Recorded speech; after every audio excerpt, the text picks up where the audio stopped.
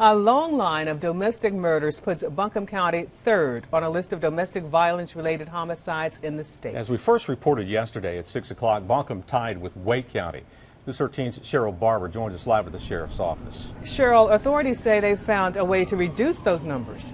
They have. They call it the High Risk Assessment Team, and it has a plan to crack down on abusive relatives who attack family members. We knew that we had a very violent year this year.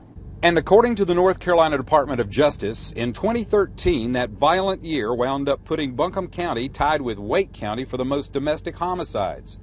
In crime scene after crime scene, investigators found a family member had killed someone they had once lived with. And we were just, we were kind of stunned at why this was occurring at the rate that it was occurring. As the number of investigations increased, community leaders formed the High Risk Assessment Team, hoping to lower the number of fatal domestic attacks.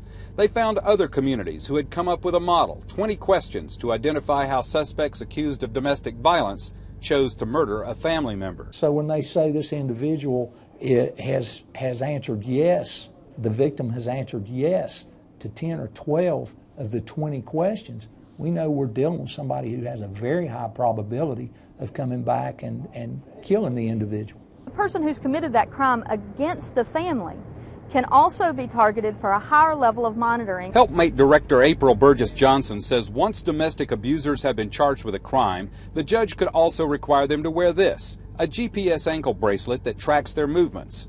Deputies would be alerted if suspects were getting too close to their victims. So that the person who is doing the stalking essentially becomes the stalked by the system, and the system pays more attention to this high-risk individual in terms of sentencing and follow-up on that particular case.